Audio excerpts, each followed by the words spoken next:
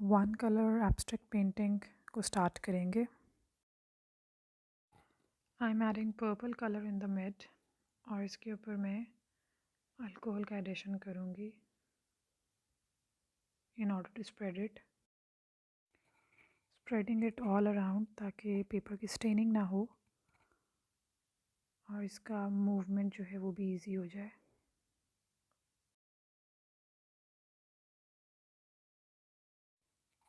Now moving my heat gun in a to and fro motion. Make sure कि to and fro motion में ही move करना है।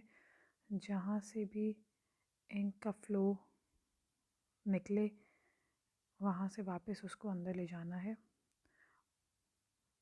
This should be kept in mind कि अगर कोई एरिया कंसनट्रेटेड इंक रह जाए किसी एरिया में तो वहाँ पर दोबारा से इंक का एडिशन करके उसको मूव करें ताकि वो डाइल्यूट हो जाए और मिक्स हो जाए।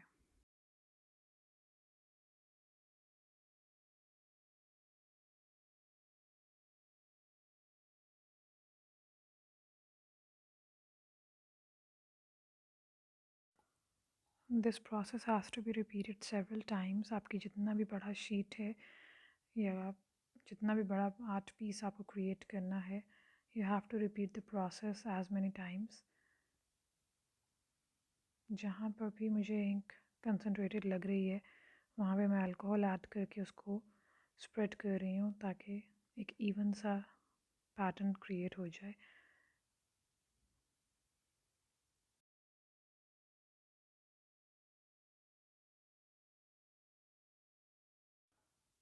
Alcohol inks are extremely forgiving. ज़रा सा भी कोई मिस्टेक हो जाए या you are not happy with the result, so you can always wipe it off and you can restart from the scratch.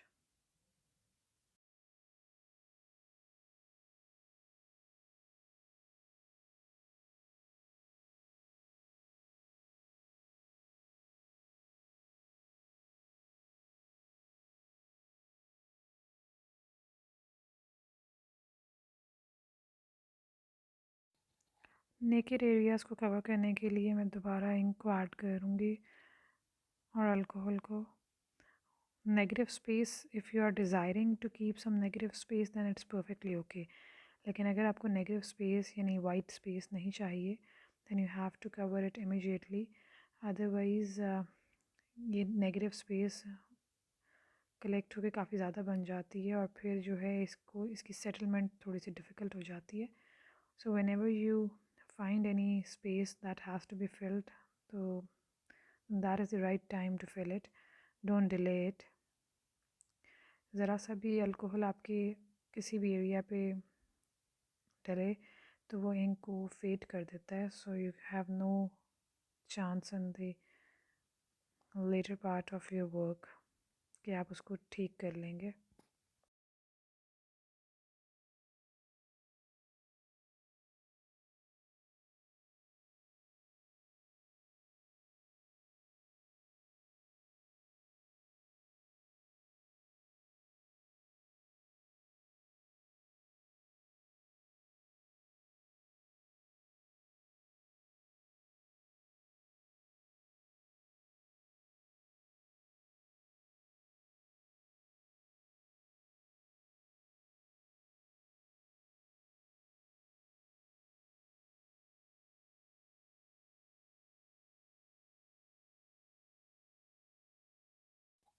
Hair dryer की मूवमेंट जो है वो टू एंड फ्रो है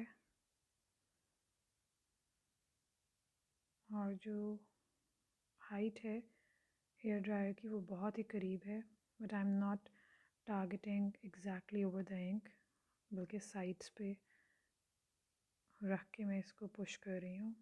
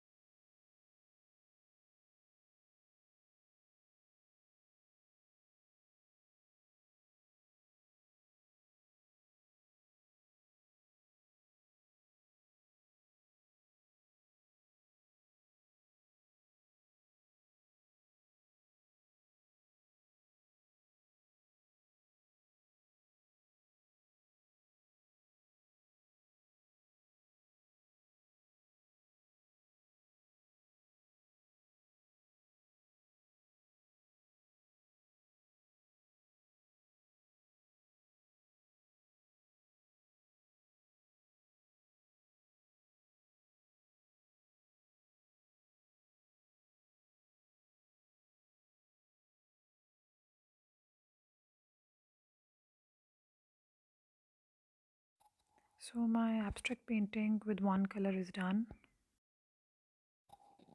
मैं अब nail polish, glitter nail polish को use करूँगी। जितनी भी इसकी लाइंस हैं, हार्ड लाइंस हैं, उनके ऊपर मैं नॉर्मल ग्लिटर नेल पॉलिश को लगाऊंगी।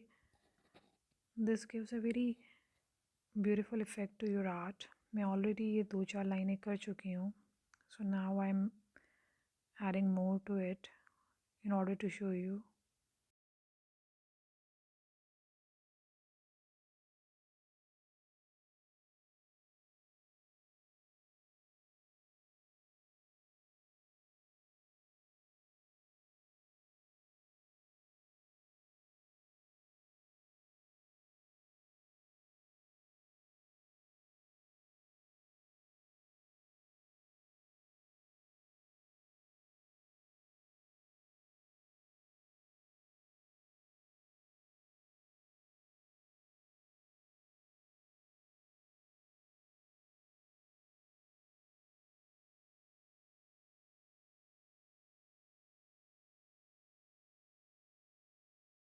Using the heat gun मैं इसको ड्राई कर लूँगी।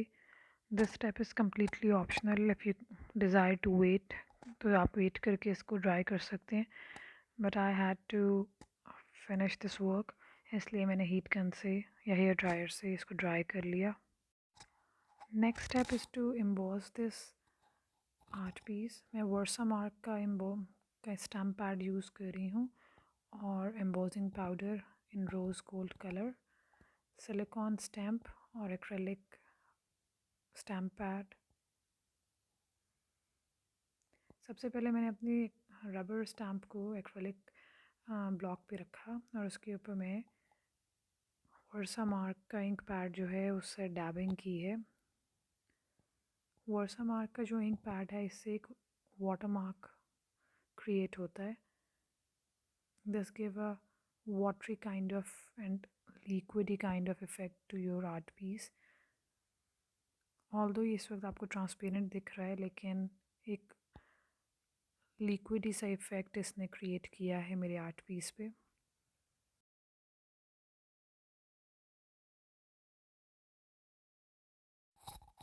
अब मैं इमीडिएटली एम्बोजिंग पाउडर जो है वो उन एरियाज़ पे गिराऊंगी जहाँ पर मैंने बटरफ्लाई को स्टैम्प किया है।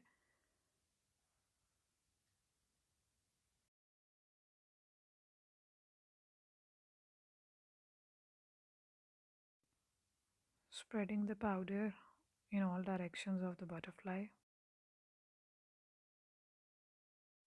एक्सेसिव पाउडर को मैं उतार लूँगी।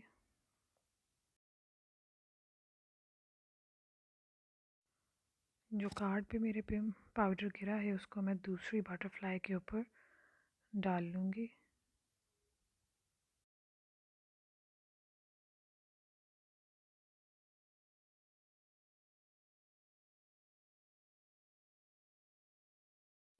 दोबारा से मैं इसको एक्सेसिव पाउडर को गिरा लूँगी। So now you can see another butterfly has created. अब मैं अपनी थर्ड बटरफ्लाई के ऊपर यही पाउडर डालूँगी।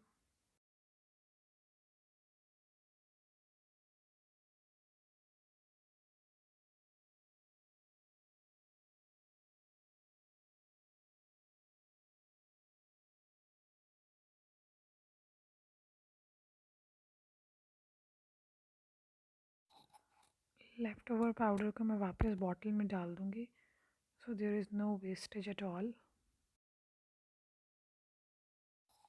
Now comes the most important step. अब मैं हीट गन यूज़ कर रही हूँ जो रेज़न आर्ट में यूज़ होती है। इससे मैं इसको हीट दूँगी क्योंकि इस वक्त ये बटरफ्लाइज जो हैं ये पाउडरी हैं और हाथ लगाने से पाउडर जो है वो गिर जाएगा। तो मैं इनको हीट दे रही हूँ बैक साइड से पेपर की, and then from the top side of the art piece, making sure कि आपका पेपर जो है वो ना जल जाए। तो इसलिए हीट गन को बहुत केयरफुली यूज़ करना है। अब आपको एक विजिबल इफ़ेक्ट नज़र आ रहा है कि जो पाउडर है वो मेल्ट हो चुका है और बटरफ्लाइज जो हैं वो बहुत अच्छे से क्रिएट हो चुकी हैं। अब ये पाउडरी लुक नहीं है, बल्कि ये एम्बोस्ड हो चुकी हैं बटरफ्लाइज।